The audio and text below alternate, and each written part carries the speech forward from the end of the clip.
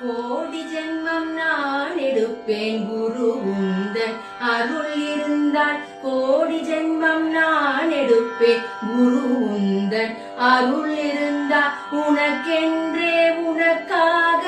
என்னை ஆற்றுவேன் உனக்கென்றே உனக்காக